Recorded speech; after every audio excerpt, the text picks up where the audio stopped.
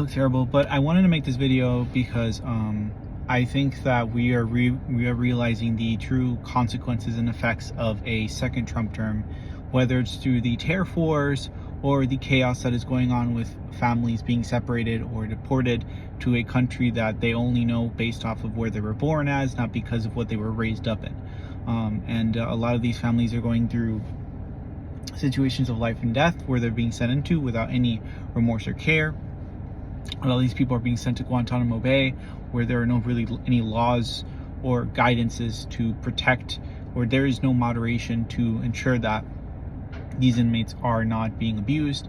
I think we are seeing basically the second coming of right-wing nationalism, where we had a very dangerous history with it in Europe the last century, and now this century we're having a resurgency within America, where we are realizing that the main issue, at least with Americans, is not only poor political literacy, but poor literacy in general, considering barely half, or a little over half of Americans have a reading level of at least 6th grade or higher, which is really sad, considering how much information we have and how much access to education that we have for free on the web, obviously.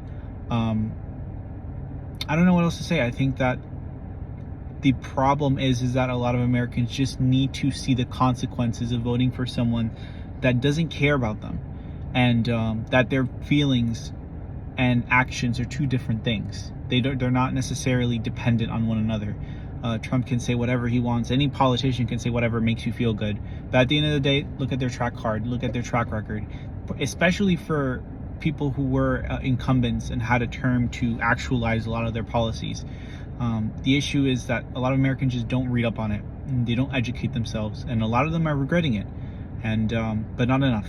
And it's going to get bad with these tariffs. It's going to get a lot worse, and we're going to see a lot more excuses coming from the right, because there is a massive, and I'll be honest, a massive behavioral problem on the right when it comes to accountability. And when you have people who are adults and have developed as much as they're going to develop, yet have those behavioral issues where they cannot take accountability, they cannot learn, they cannot be told that they are wrong and be explained to why they're wrong. And you have millions of these kinds of people, and these people are the ones that show up first to vote.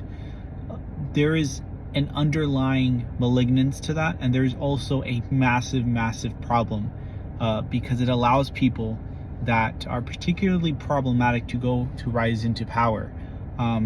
Something that I'm really concerned about is the fact that a lot of Americans despise communism, but they don't have a particular reason why they despise it. They kind of give the general answer that it's economically unfeasible and that it would cause a crisis, even though we've had plenty of crises happening under capitalist countries, but we never acknowledge those.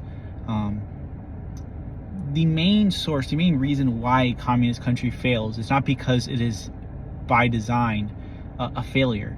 It is because of the leadership, because you can't ignore when there is a period of time that communist countries proliferate and grow drastically. And then suddenly when there's a new leadership, there's a drastic turn. People don't hate communism because communism is bad. They hate communism because dictatorships ruin communism. And the problem with the fact that we do not make that separation is that it allows dictators the ability to get into other economic systems, like namely America, and cause untold harm on our country. And we come up with a million excuses because we never want to admit that we're wrong, and we never want to have an earnest conversation. At least it seems that way. And it's unfortunate because we're going to go down a very shitty path with this presidency, with this cabinet, and it's just going to be excuses. It's going to be one side, but it's going to be the administration causing harm, and then that same exact side going into the comments and making excuses from here to fucking Timbuktu. It's not going to be something that is going to be from an earnest perspective. It's about covering your eyes and telling you you're going the right direction throughout the next minimum max damage 2 years, but it's probably going to be 4 years if we're being honest.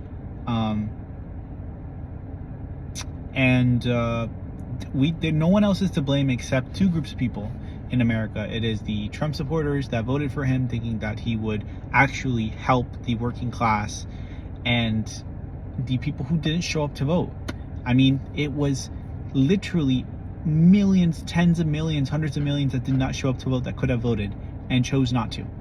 And because of less than a third of the US population showed up, they got complete control of Congress.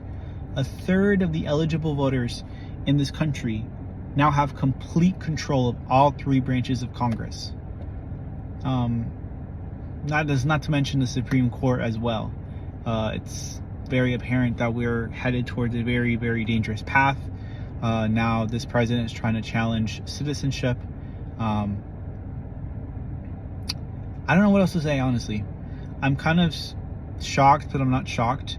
I'm just disappointed, mainly because of the party that should have showed up did not show up. The voters didn't take it seriously, and now we're watching so much harm being caused onto the immigrant population, both undocumented and documented, as a lot of them are being stopped and are being detained for no reason.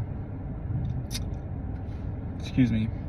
I don't know what to say. I think that this is a pivotal moment in American history. I think we are in a very serious time period to see a rise in Christian nationalism.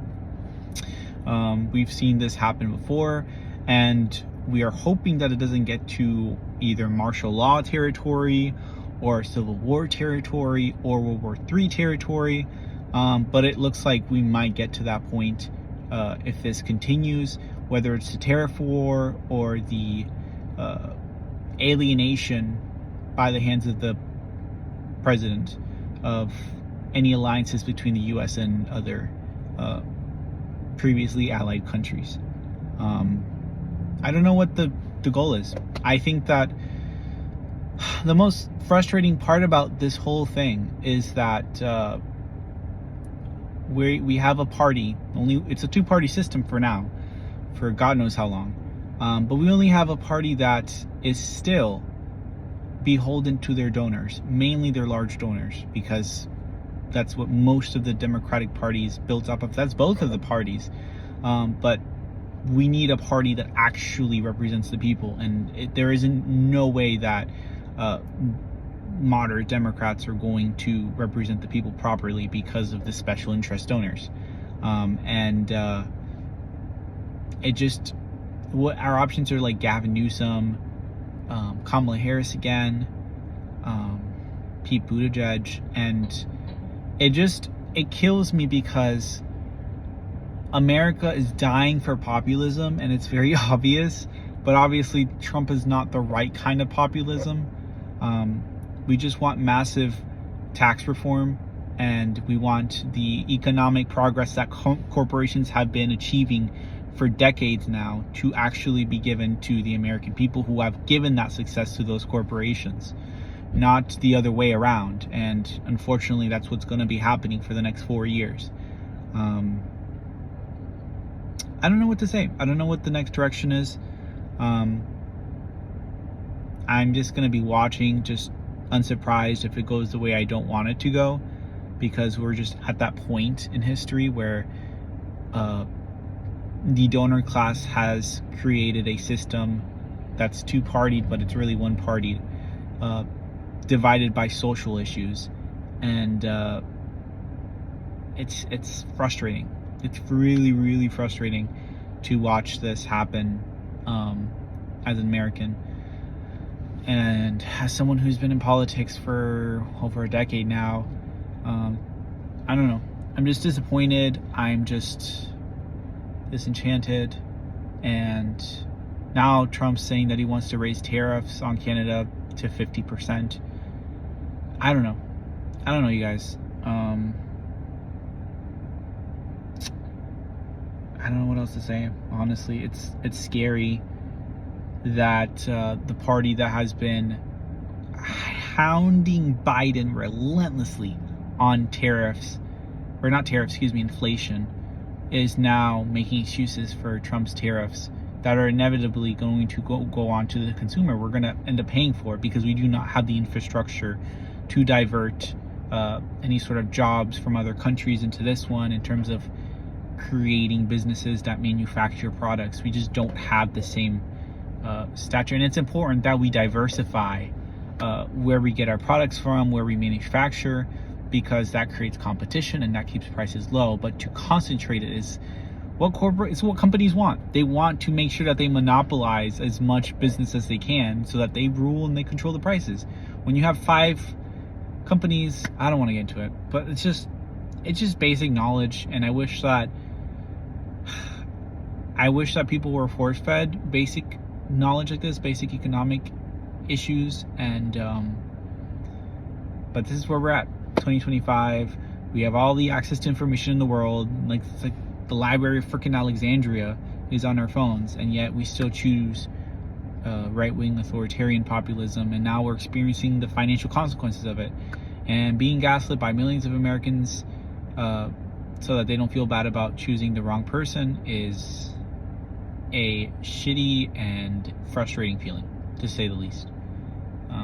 But yeah, I just wanted to update you guys on how I felt about the whole situation.